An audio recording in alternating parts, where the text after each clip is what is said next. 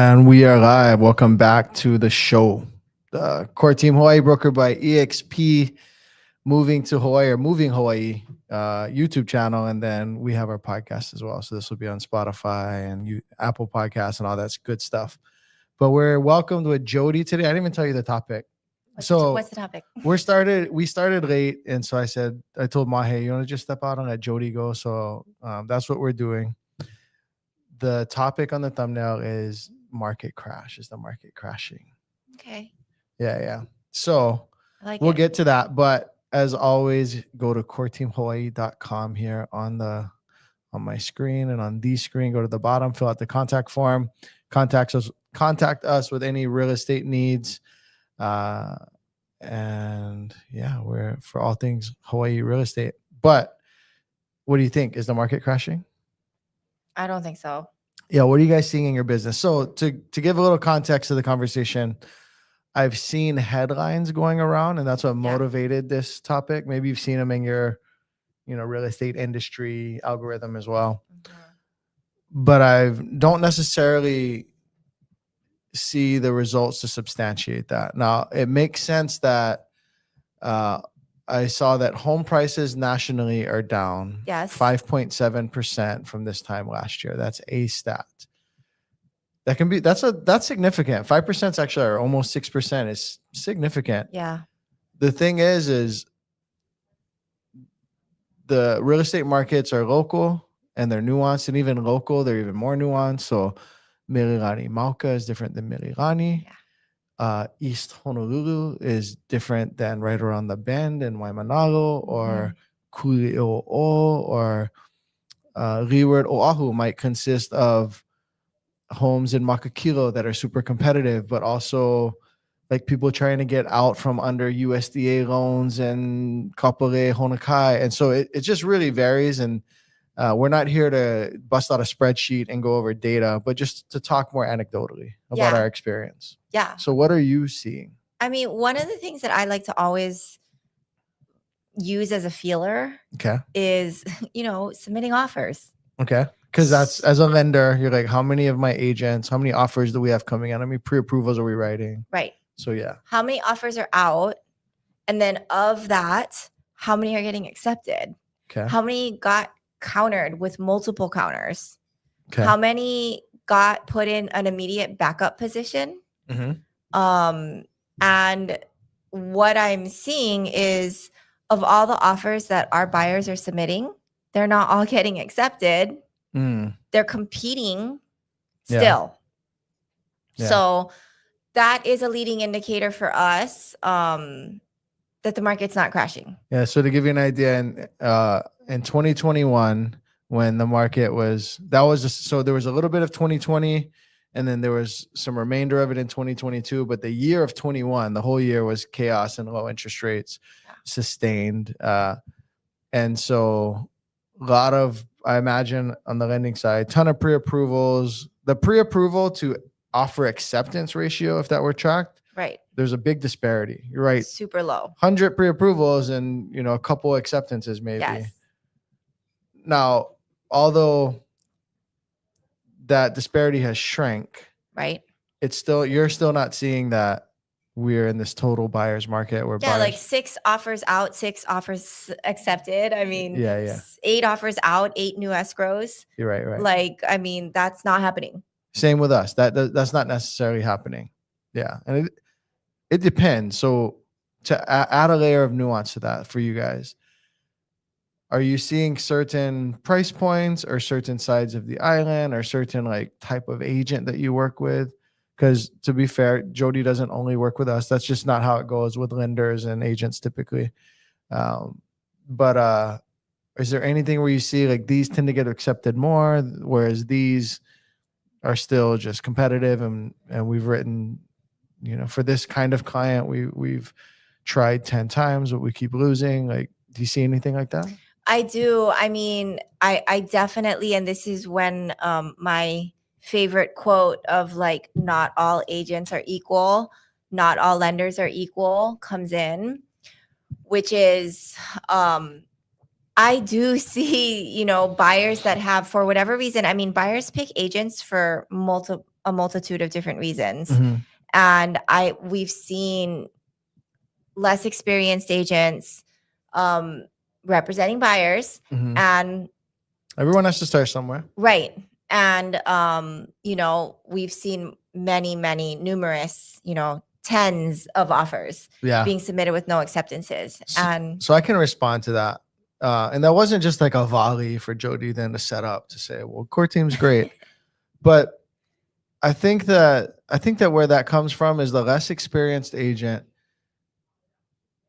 and or the weaker agent is willing to be in a situation where the client is controlling them rather than they control the relationship with the client. Right. Don't be an order taker.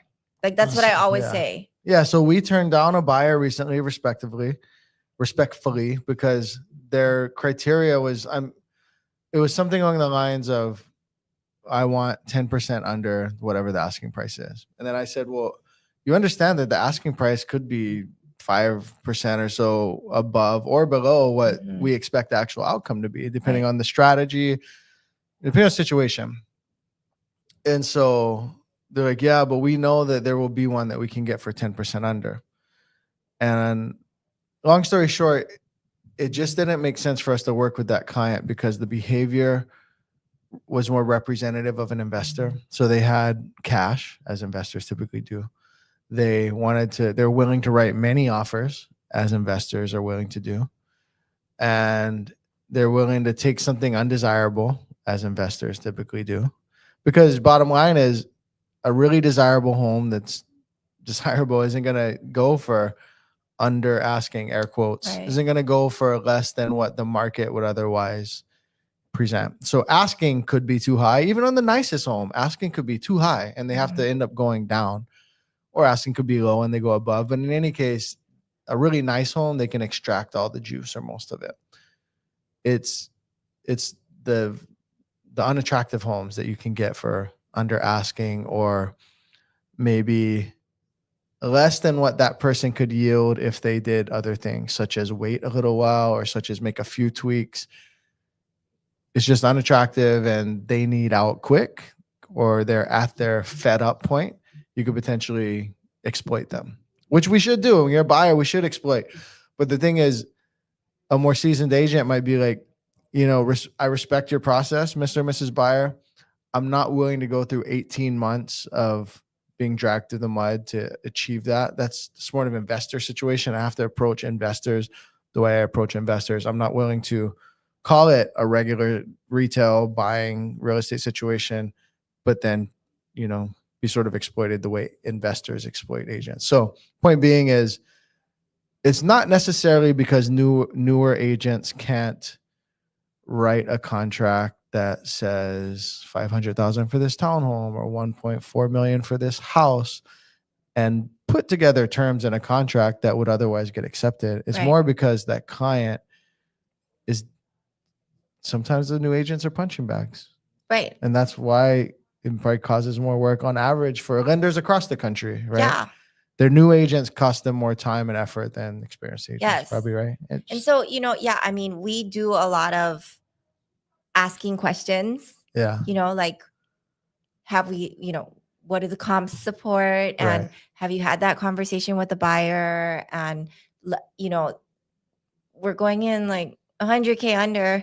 I mean, nothing in this area that you're submitting the offer supports that this is even gonna. Hey, if can, that's a local saying for, if it's there to get, go for it, grab it. But just think of it more thoughtfully. Does it make sense on the attractive home that has 5 other offers? Right. And it's the first weekend? Yeah. Probably not. Yeah.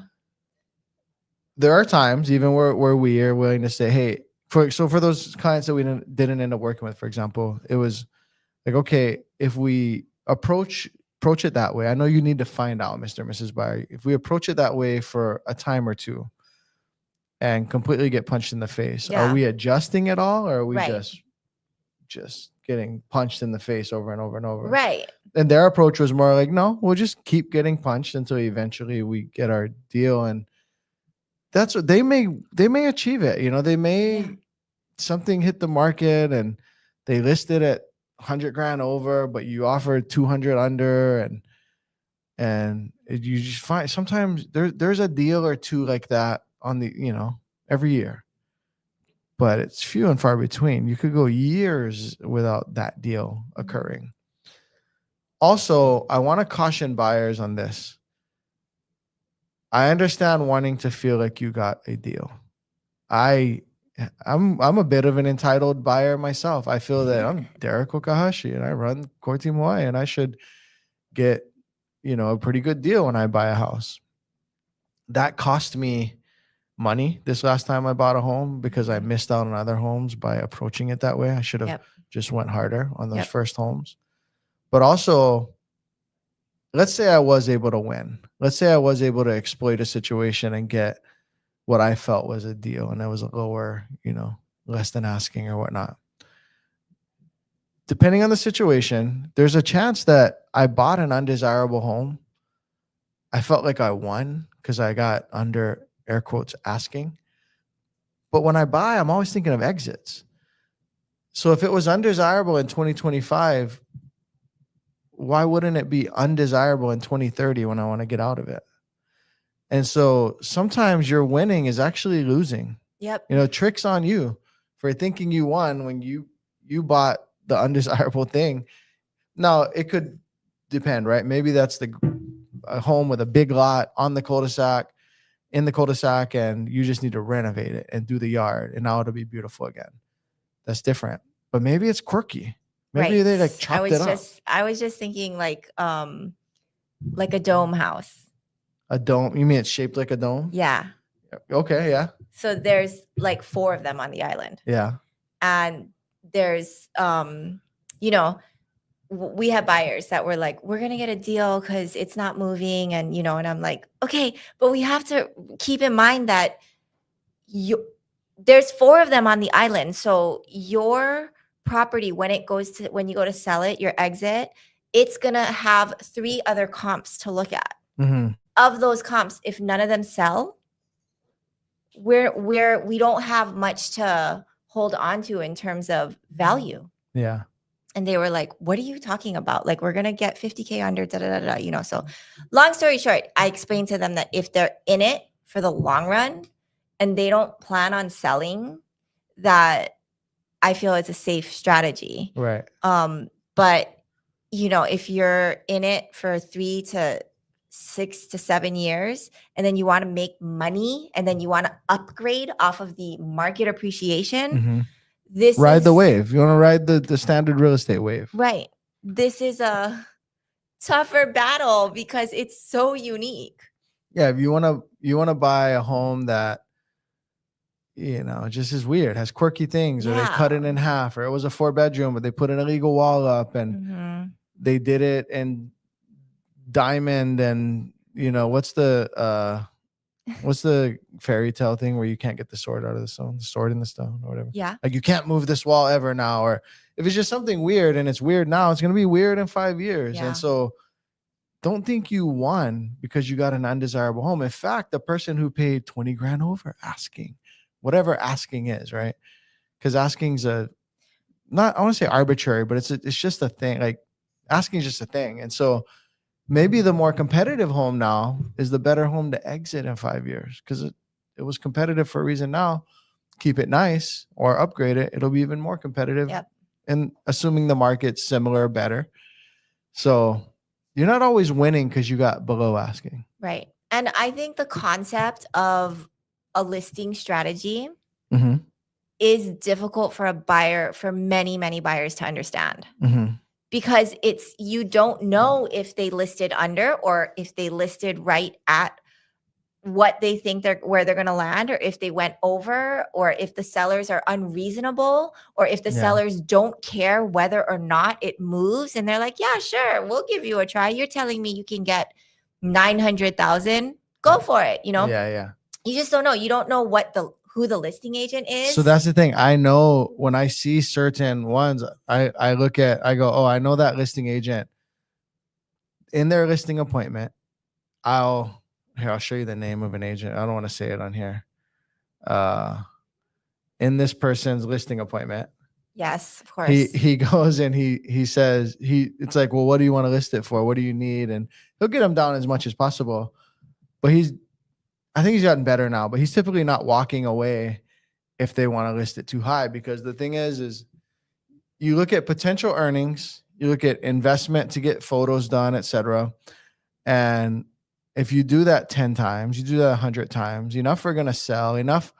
I mean, if the seller is willing to go through the hassle of signing the paperwork and listing the home and cleaning it, and chances that they'll adjust price closer to reality with a little friction over time, or and so I look at that agent and I go, what number did you use? 900,000? Like, 900,000. They know that's overpriced. I look at some other agents, I'll show you a name, and I know that that person notoriously lists homes underpriced, depending on the home and where. And so, and that's a strategy. Really just depends. And that's also what I sometimes explain this to people, and I find it funny when they get a little offended. I might have talked about this with you. I can't remember. But when you talk about, I call it coconut wireless. I mean, you call it what you want to call it, but there's relationships that have been built over time. Especially in Hawaii.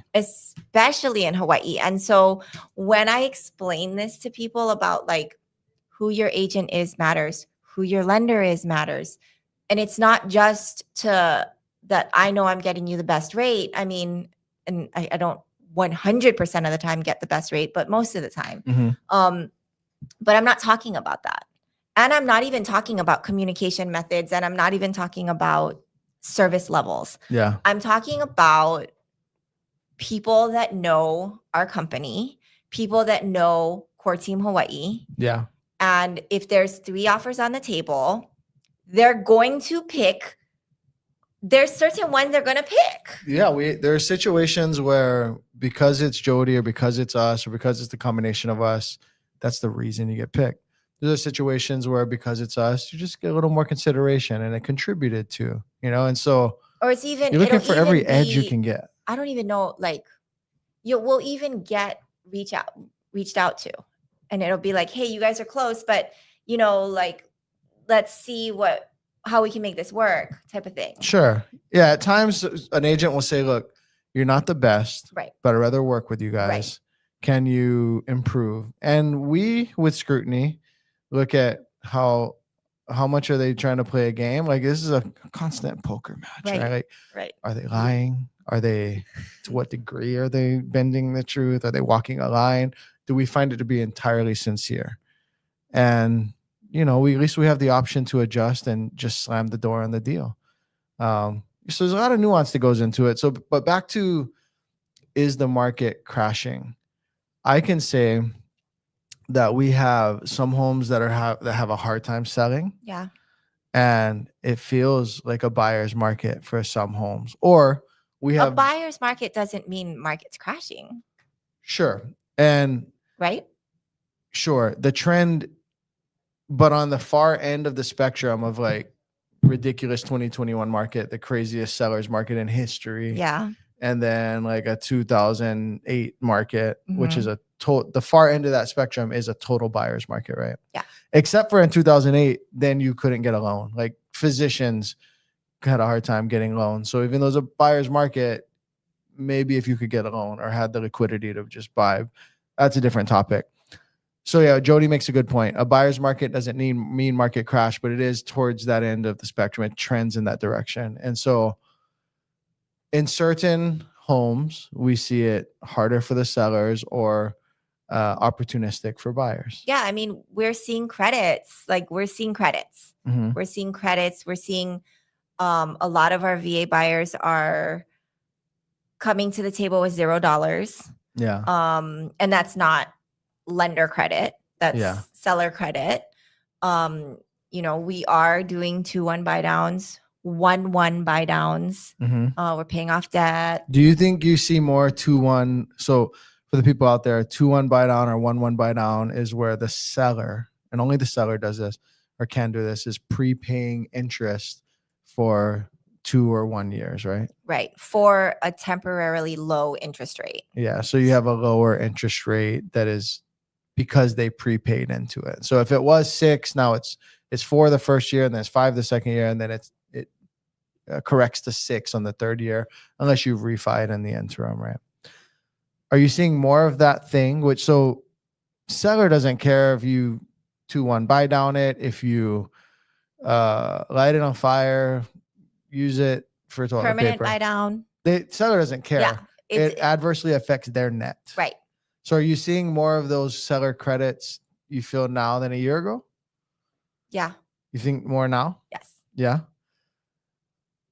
I think it, in our business, we sell about 70 something homes a year. Mm-hmm. It varies widely. I would say it's regionally. So like more suburban. It depends on area. Yeah. Yeah. More suburban, 100%. Cookie cutter, the Evlas of the world. Planned unit developments. Planned developments. Nothing unique. Less permanency to the neighborhood. Mm-hmm. So like, for example, like a sleepy, nice pocket of Kaneohe in the hills of Ohuimanu overlooking Kaneohe Bay. Even though asking is this arbitrary thing, that's gonna, just for the sake of conversation, I think that, and the home is nice, that's going over asking. Right. In Mililani Mauka, on a perimeter lot, with a bit of size and solar panels and a large yard and some privacy, there's actually a listing that just hit the market last week that we have a cash offer out on that fits this description. Very competitive home. Yes. But a townhome in Eva or townhome in Mililani, or even the Kaneohe example, maybe a townhome in Kaneohe in a more like commodified community. So there's 1,000 of the same townhome or something. Probably more credits and more under, figuratively, again, just for the sake of conversation, oversimplifying, more of an under asking situation. Yeah. So I always say it depends in any time in the market for the most part, but whether it's a buyer's market depends on what you're buying. Right? 100%. Yeah, 100%. We got a mortgage question. Mortgage question. Who?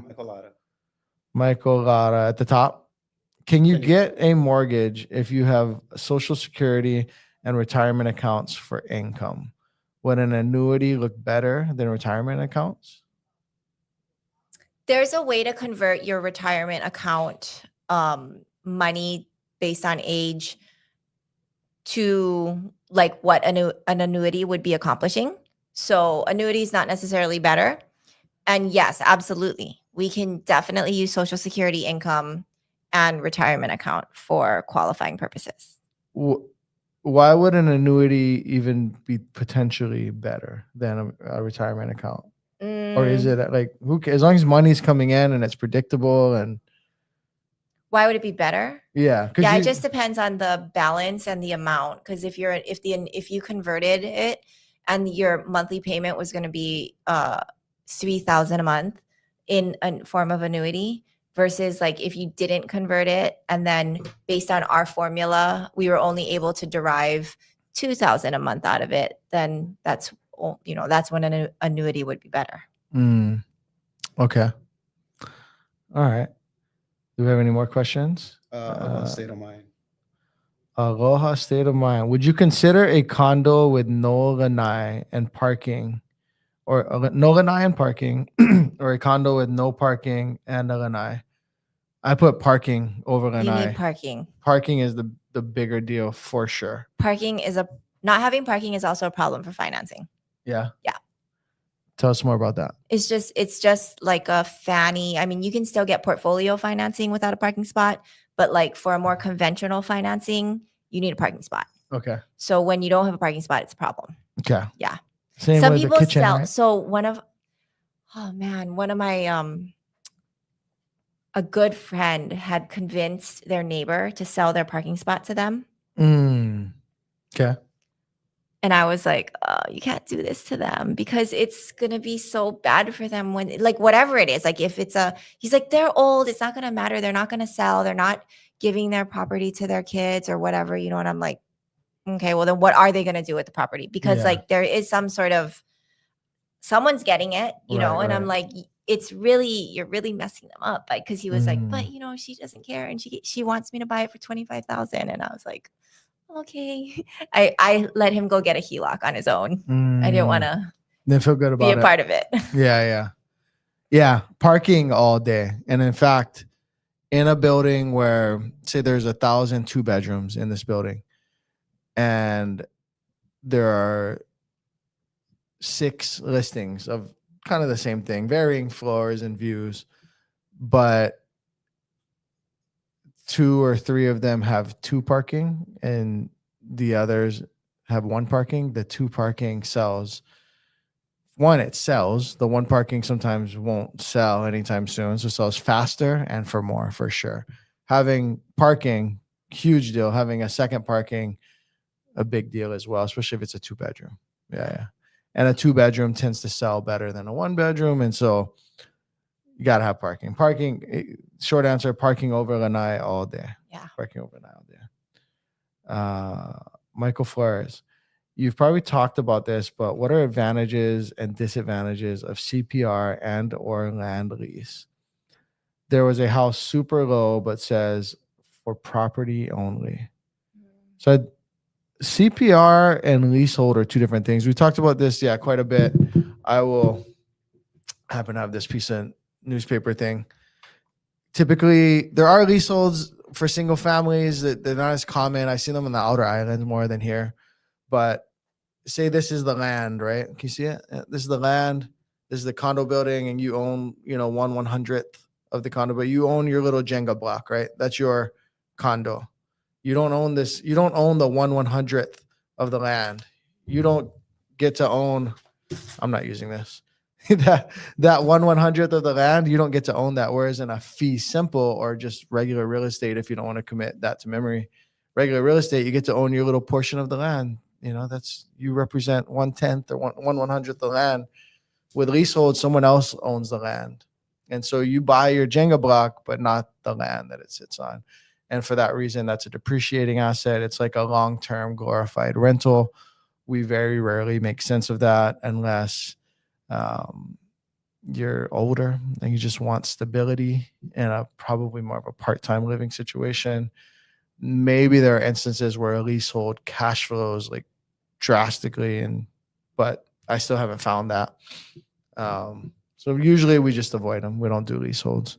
CPR though, that's different. Yeah. They took this, I'm not going to rip it again, but they took this acre and they cut it in 4 or 8 or whatever, and they made different parcels. And so technically it's a condo map. So it's a parcel 001, 002, 003. So, and there could be a common driveway too. That would be a good example. There's like 3 on each side and then a common driveway. And so they have to have certain paperwork in place, such as a driveway agreement. Yeah. So we just ran into a very peculiar situation. Kaneohe? Aleva? Oh, that's a place. So you might have, Yeah. What happened? He's owned it forever. Okay. He owned a big lot and he had someone help him subdivide it.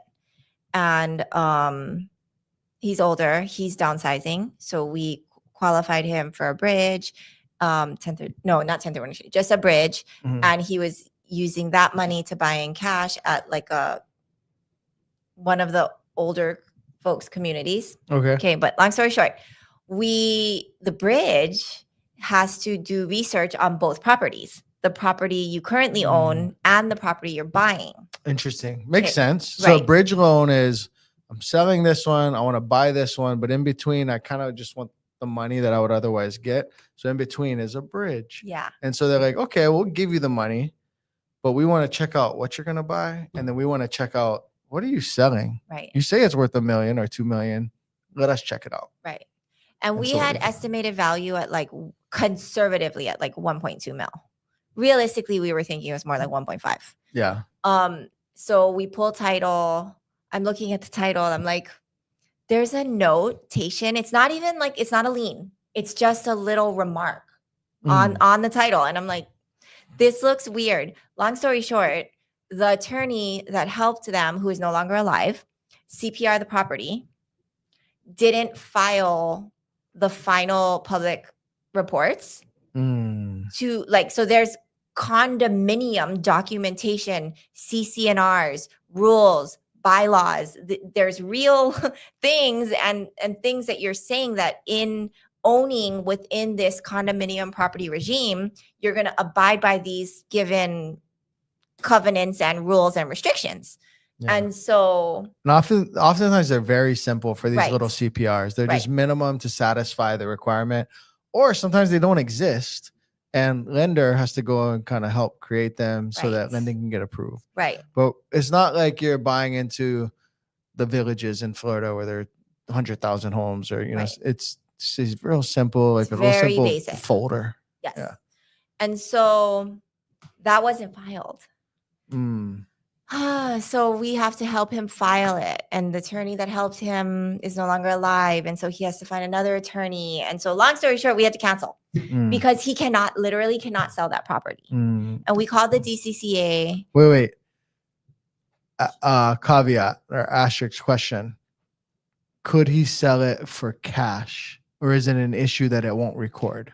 It won't record. Okay. Because it's important to ask in these situations, is it because you can't get lending and no one's going to want to lend on it? Because in those situations, cash solves that problem. Right. And those are situations where it's a buyer's market for that home because the cash can exploit your situation. But no, the city won't record, huh? City won't record. Yeah. Yeah. So we did clarify that. And it just sucks because, you know, we're the ones that have to be like, oh, there's this thing, you know, like we try to get, we're like, call the escrow officer. Hey, did you see the remark? Yeah, I saw it. Okay, email me and explain to me what it is so that we're like, per escrow, you know, we want it to be like escrow's discovery. But at the end of the day, I mean, we validated with the escrow officer, with the title officer, and with DPP and with the DCCA, which are the ones that made the remark on the title, that nothing can be conveyed. Cannot. Until this thing happens. Yeah. But that's CPR. So that's an example of. You want to make sure it's done right. So I would buy, if I have all the money in the world, I probably don't buy in a CPR, but there are sometimes where even very wealthy people buy into them. So bring up my map actually. And I will, where would you think of someone with significant wealth, like they're willing to buy $2-3 million home, but they must CPR? The Monowili ones? Monowili could be a good area. I'm thinking of Lilipuna. Oh, yeah, Lilipuna. Yeah. So Lilipuna is this hill, this mountain, and that I never even knew existed. Really? Yeah. I like drove past it a couple years ago and I was like, wow, this is so nice. So look, something like one of these homes. See this common driveway going up to a few different. Actually, I think this is my client's home. My friend just moved. Wait, is this Kokokahi place? No, this is. Yeah, this is their home. Oh. So that home is lower. Oh yeah, these people.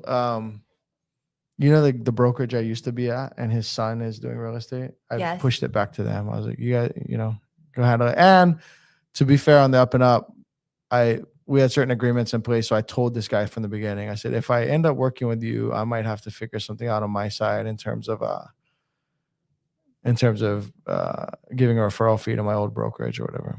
But so here, this home, this is a better way. Let me go Lili Puna views, because the street map's not gonna give. Yeah, so look at these, look at this, for example.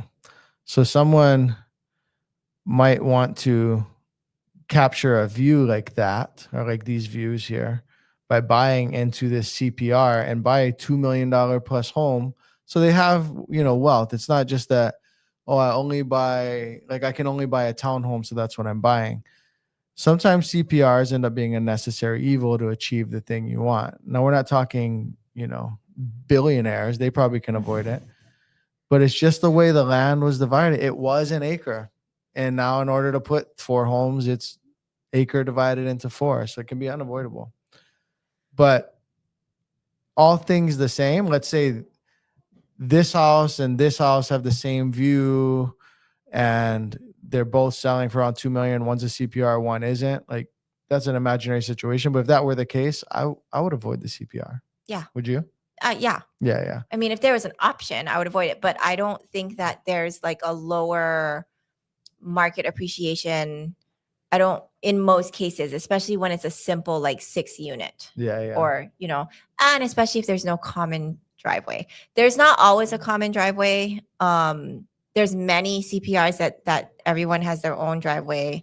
But when there is a common driveway, things do get complicated. Can get complicated. Can get more complicated, yeah. Vicky Law says, is it easy or common? Easy/common/fast to get a USDA loan for first-time home buyers in rural areas? Easy. I mean, it's easy like for Jody to do a USDA loan and for us to go through the process, but in comparison to other loans, it's not easier than those. It's not easy to qualify. And it's not, let's talk about that. It's also not as fast or even faster. It's not even as fast as those other loans. It takes longer. There's more vetting. It's harder to qualify. It doesn't take longer. It takes longer to close a USDA than to close a VA. You don't close a USDA in 30. Yeah. What? There's no extra steps. Rental verification. Yes. Rental verification for USDA? Yeah. No. You have to confirm their past rental history. I've had deals fall through because of it. Right. Yeah, I mean, sometimes you have to do that for VA and conventional too. But you definitely have to do it for USDA because they're coming from rental situations. You don't always have to do it for USDA. Do you not? No, not 100%. We'll go with her. But I've had a deal fall through on Dr. Ricky because of that. Mm-hmm. And I thought that it on average takes longer, like 45 to 60 rather than 30 to 45. No. Not today? Was it like that a couple of years ago? Maybe. Okay. It could have been. I feel like I know that was my answer. VA used to also be like a 60-day thing, like, 10, 15 years ago. Took longer. Yeah. Okay. Well, we'll have to settle that offline. We'll have to maybe next time Jody comes on, we're going to talk on the side. Because I feel like it was always, no, this is going to take longer. This is not going to take 30 days USDA. No, but 5% of people that want the USDA qualify for it. Especially today, maybe less. Right? So there was a time and a moment. Yeah. So if interest more rates, than 5 years ago. No. Yeah. Their USDA loans used to allow DTIs, overall debt to income ratios, up to 55%. So they were closer to getting underwritten in alignment with FHA loans than with conventional. And then there was the Census Bureau came out and foreclosure rates and some statistics came out on the USDA loans. And there was a fractional increase on foreclosures on USDA loans. It was still extremely low. Mm-hmm. But then the USDA took the hard stance, and decimated the loan program of shifting all the way, not even to what conventional debt to income ratios are, but less. So you can't even go. So what is it now? Like 41%? 41? So it's really hard to be able to do zero down and qualify for the income restriction and stay under 41% debt to income ratio. It's a very unique profile. Also, to correct me if I'm wrong, Jody's the lender, but we'll like bicker if for fun and for entertainment and to arrive at like a good outcome, right? And so, but also when home values were suppressed in 2020 because of COVID, mm-hmm. and then interest rates dropped, mm-hmm. which affects the DTI scenario, equation. And so disproportionately, there was a period of time where the value of homes were low compared to the interest rate market we were in. And so at the end of 2022, harder to get USDA loan because home prices had gone up 25% or something. But at the beginning, in the summer of 2020, interest rates are really low and home prices are also fairly low. And so more common to get them then, right? In the beginning of that COVID run. Yes. Why do you have to think hard about that? Because I don't even think I did one. No, I think Jody's suffering from amnesia. We've done multiple. USDA? When I was at the other brokerage, yeah. Because he used to In 2020? Yeah, he used to invest Less than 10 when we were doing hundreds. So I don't know what it was like for you, and we only started working together in 2020. I don't know like what 2017 was like. So I don't have that to compare to. But in my experience in 2020 and 2021, we were still doing them. When the interest rate market shifted in 22, they were done. Yeah. Yeah. Well, we were doing, okay, so pre 2020, we were doing so many. Yeah. Because you could go to a debt to income ratio of 55%. So being that the window that I saw them commonly was not due to the more generous DTI set forth by the government agency, but is actually due to lower interest rates, allowing people to creep into that DTI approval. It was also in a chaotic time. So is that why I remember longer closings for USDA as well? Yeah. Because it was everything was taking longer. Okay. All right. So want everyone to know. If someone said like you're wrong, I either gotta know that I was wrong and admit it and lick my wounds, or we got to get to the bottom of it because I can't just forget about it. Yeah. So I wouldn't say that you were right. USDA was taking long, and so was VA, and so was conventional, and so was everything else. I think USDA specifically was taking longer than most. But anyways, there was a time of USDA that I don't really know much about, which was pre-2020. Yeah. But in the 2020, 2021 USDA world, it took longer. And the reasons why you might have qualified were more because of lower interest rates. But then the things that people were doing USDA on were pushed further west and just further into like no one else is going to buy it. Like a military family is unlikely to buy in Deep Makaha, for example. And so, yeah. Well, it's still 96706 and west. And west, yeah. Still and always. Waikele could, yeah? No. I think Waipahu could, right? Never. No? Never. But there's one little place, which, I don't even know where it is, but not Waikamilo. Waikalani Woodlands. Could? Oh. And that's actually technically a 96789 zip code. That's Mililani. Right. But for whatever reason, if you go to the USDA map, it's eligible. Waipahu zip code couldn't ever. There's only one area in Waipahu that could, which was Triangle. The Triangle? Not. I was positive there was a part of Waipahu that could. The part of Waipahu that had the bad water. That was the only one. That had the bad water. Yeah. Property eligibility map. All right. You guys want to look at us? Do I accept this? Yeah, I accept that. Yeah.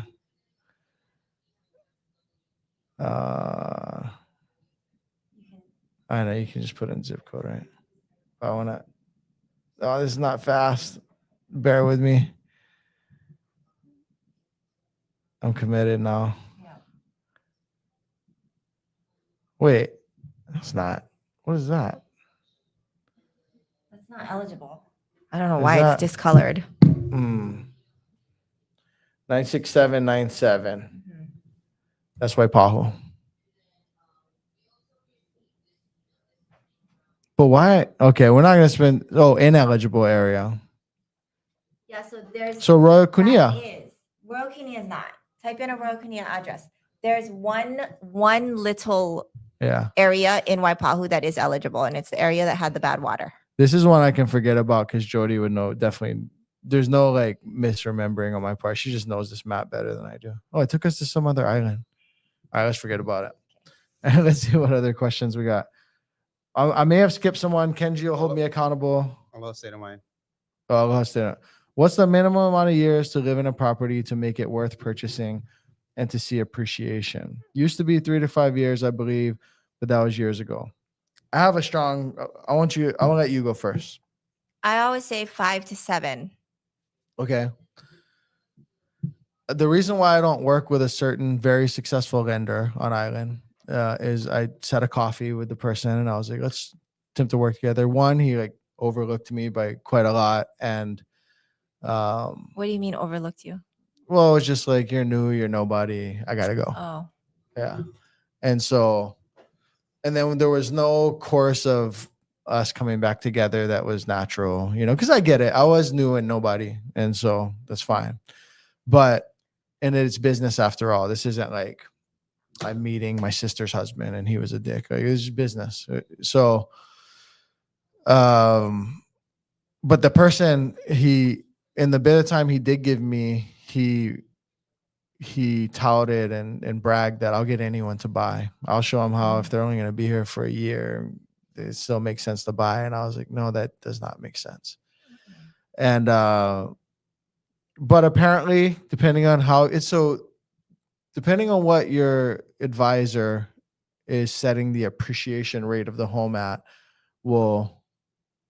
is the appreciation percentage and the amount of time you need to hold it have an inverse relationship.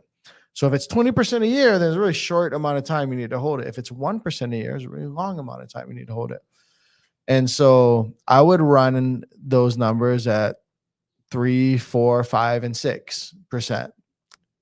People are going to want to take a snapshot to include the 20% year of 2021 to throw off the average and sell you at like a 7% per year appreciation rate, which is not something you should count on.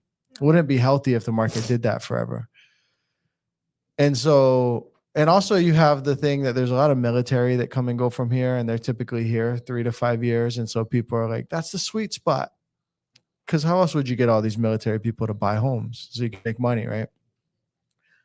The short answer without busting out a bunch of math is you're probably okay if you buy a home and you leave 3 years later. You're historically fine and usually make a little money, and usually you're a genius, and the greedy person who advised you and oversimplified it turns out to be right. 5 years is a lot safer than 3. And it just depends. What we do is if this is the conversation that needs to be had, or is even you're open to having it or kind of want to have it, we bust out a spreadsheet and we show you 3, 4, 5% over the course of 3, 4, 5, 6 years. And then we look at, well, what would your exits look like if it had only done 2% on average, if home only, stayed flat for that amount of time, or maybe it went up, but then it went down because Trump sent a bomb to China right when you're about to sell or whatever. What would it rent for versus what is your mortgage? What does that look like annualized? What does that look like for 2 or 3 years? But then what if the market rebounds? And what if you're in a 10-year hold? So you had to eat $30,000 over the course of a couple of years, but over 10 years, you made $400,000. And can you weather that storm? So it really just depends. And I don't like to answer it. And 3 to 5 years should be good. People desire sometimes shorter answers to this, and even the shorter answers land and are more effective for the sales process sometimes. But these are really important decisions you guys are making out there, and I don't think the short answers are good. So used to be 3 to 5 years, yeah. And to be frank, it probably still is. Usually, if you buy now in 3 years, you're probably okay. But it depends, and we can't account for things like. I don't know anyone who is predicting the recent maintenance fee and insurance increases that happened. Almost a majority of associations, so condo buildings and townhomes in the island, a large majority experienced increases to their fees over the last 20 months or so. They've kind of all happened, but there's a period of time over like 18 months where they were all getting their insurance renewals and or needing to retrofit sprinklers, fire sprinklers and stuff. And this caused reserves to be depleted and costs to go up. So assessments and or maintenance fee increases.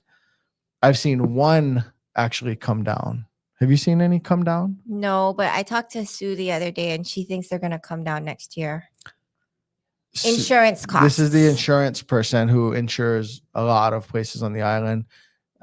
And so even if she's not the insurance agent for a particular development, her answer would be representative of the other people because she's speaking to the industry. But Yeah, she says that. I've only seen one actually take the action and do it. And that is our listing in Mililani. We have a townhome in Mililani, and Aiden got a letter from Associa, I believe, where basically they're saying, oh, no. It's not if, it's when.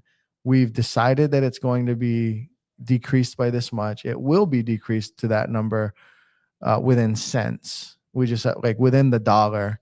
We just have to like go through the bureaucratic process of confirming it and etching it in stone. So while I don't have a PDF to share with you to say it is official, it's by all intents and purposes official. Mm-hmm. And so they're the only association I've seen do that so far. And a lot have said, oh, we will, or we should be able to, or our insurance person says we should be able to, but I've only seen this one actually do it. And I like that. I might take an association fee that trended downwards. If I'm looking between two buildings, two townhome developments, this one has a trend of going upwards with no history of going down. This one went up too, but now it has a trend of going down. But this one remains $50 higher. I might take the $50 higher one because I have proof and evidence that board wants to get fees down and is taking action to do so. Hit me up if you want to talk more about that. Yeah. Polly Chan, what complications arise when buying a non-listed estate property that is dealing with tenant eviction? I want more context, but tenant eviction, whether it's listed or non-listed, the tenant eviction thing is a big deal. It could take a long time. Mm-hmm. Have you dealt with tenant eviction? Mm-hmm. Yeah. How long do you think it typically takes in Hawaii? I Honolulu County. Like if you don't have if the tenant's not complying? I suppose probably. If the tenant's not complying, it could take years. Could take years. Yeah. Yeah. I know a flipper, an investor who bought a property and the tenants didn't want to get out. Yeah. I mean, we know Basically squatters at that point. Yeah. We know a squatter that existed in a unit for years. On your property? Not on ours. At your house? not ours. A different set of squatters. And they did exist in a unit where, the owners own the entire building. Mm-hmm. And one by one, they were just renovating all the units and getting everyone out and getting in new tenants and all that stuff. And then this one, they're like, well, let's just deal with everything else we have to deal with first, and then we'll deal with her. And even with like the sheriffs involved and everything like that, it still took the official process to get her out took about a year. Mm. You know what these flippers did? These investors, they couldn't. I believe it was during COVID. I could be wrong, but they couldn't get the eviction done. But they owned the property, and the people were squatting. So they said, "I know. I got friends in low places. Yeah. And so what I'll do is I'm not going to have anybody come over there and beat you up or anything, but I'm going to hire a couple of big Samoans to live in the house with you." Yeah. And they moved in the house, and they said that the guys ripped all the doors off so that these people no longer have doors to the bathroom, to anything. And then they sit on the couch, the guy sit on the couch with you. And eventually the squatters got out. Yeah. Yeah. If you do that, I would recommend cash, no documentation. But I heard of it happening. It's very complicated if it's a tenant eviction that's not cooperating. Yeah. We're in a blue state. I mean, it's a oversimplification, but squatters, evictions, blue state, long, arduous. Yeah. Red state, quicker, Yeah. more efficient. Yeah. It's not as hard as California, but probably second hardest. Think so? Yeah. I wonder how New York though. New York might that's be up hard. there too. Yeah. Yeah. Maybe it's New York's, California, Yeah. Hawaii. But we're up there. Yeah. We have no more questions. So interest rates, to end it, I keep hearing the interest rates have trended down a bit. They've trended down a little bit. Where are we at? We're 5.75 to 5.99. Where before we were like For VA. for VA. Yeah. Before we were like 5.99 to 6.125. Mm-hmm. And before that, we were sitting pretty steady at 6.25. Yeah. And then conventional, we're at like 6.375 to 6.5 to 6.625. Over the course, so people are like, well, what do those numbers mean? Because you get that question when you're in the industry. What are rates today? And what we're thinking is like, to a lot of the times when these variances are small, like it doesn't matter. Like let's talk about getting your ducks in a row more than the rates. But everyone wants to know those rates are with the exception of what it was last fall, I believe, with the exception of like a blip last fall, those rates are about as on the lower side of what they've been for like the last 2 years, 2.5 years. Yeah. Yeah, there was like a point where VA reached 5.1 to 5. It was a little time. Yep. Like 3 days, right? Yeah, it was like 3 days. We locked who we could, and then for refinances. But even now, I'm telling our buyers, because a lot of my buyers are calling me, our buyers, and they're like, "Should we refi?" And I'm like, "Not yet." Like it is better because some of them closed at 6.5, 6.625 VA. So even a VA streamline, you wouldn't do it at 5.75? Not yet. Yeah. Because I think it is going to come down a little bit more in the coming 60 days. And the reason why I mentioned a VA streamline is it's cheaper and faster, basically, right? Yeah. No Cheap appraisals and no income. Whereas when you do a conventional refi, it takes longer and it costs you more to do. So you need a bigger interest rate drop there. So when I say not even a VA streamline, you wouldn't do it? I'm meaning like not even the most obvious one that you would always recommend. So if you're not doing it there, you're not going to do it on the other ones. And some people, like ultra conservative people, I'll talk to them about doing it because they want to lock in and they want realized gains, but not unrealized gains. The hard part about that for me is that's probably the same person who burned money buying points on the way in. Yeah. It could have been. I mean, and we look at all that, but because it's like you spent 10 grand on the way in, and now you're gonna spend another. But that's money well spent for them. For them, yeah. That like literally, they legitimately believe in that, and we spend a lot of time talking about it. And they're like, "There's no guarantee that it's even gonna come down." So I want to spend this money. I want to secure the lower interest rate. Let's make that, Kenji. Let's make that the topic for either next week or the week after, whenever we have Jody back. Should I buy points? Should I buy down my rate? Because it's a really personal decision. We tend to be on the no, but there are times where it makes sense. And let's talk more in depth about it. There's no wrong answers. That's what I always say.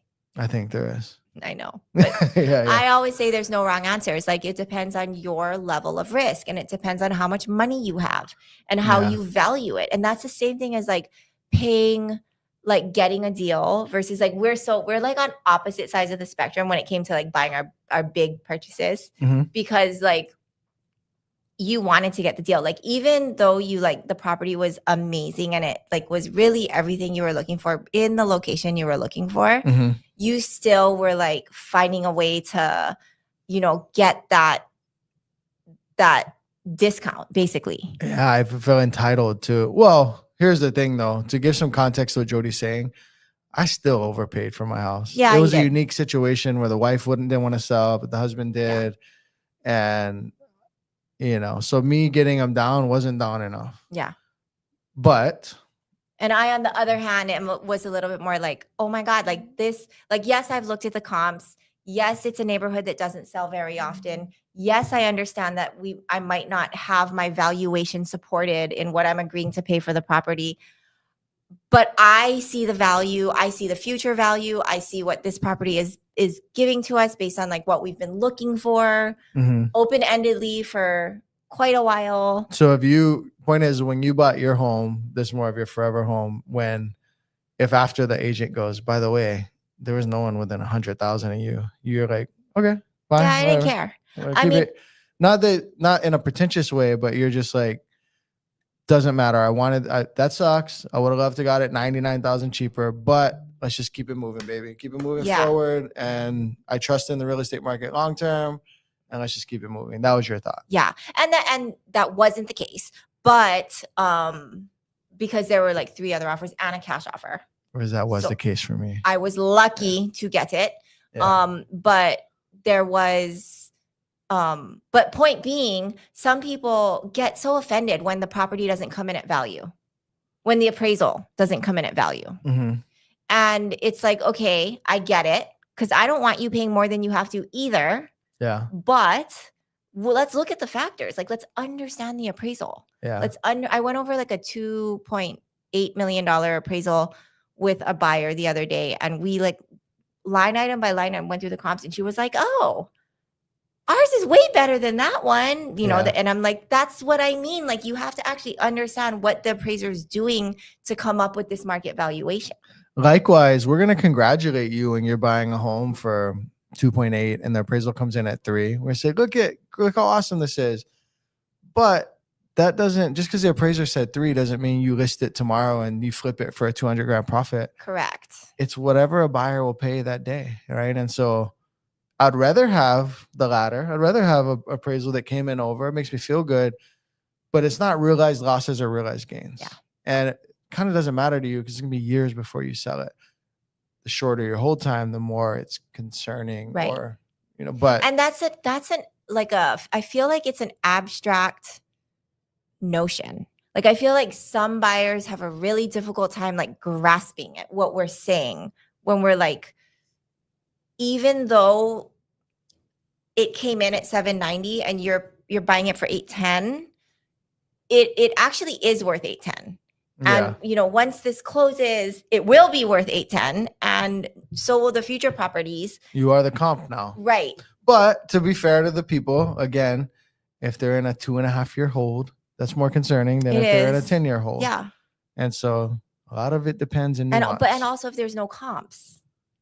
Yeah. And that's the thing too. Like, say you're buying 100 acres in the middle of Jackson, Tennessee, and there's not comps. Kind of who cares what the appraiser says, right? You know, right? Yeah. And it's that too. It's actually looking at the comps and actually looking at the report. Right. Yeah. All right, guys, we're gonna get out of here. Thank you guys for the comments and questions. We got up to pushing 100 viewers at one time, so thanks for the viewership as well. Hit like, comment, subscribe, do all that stuff. We'll see you guys next week.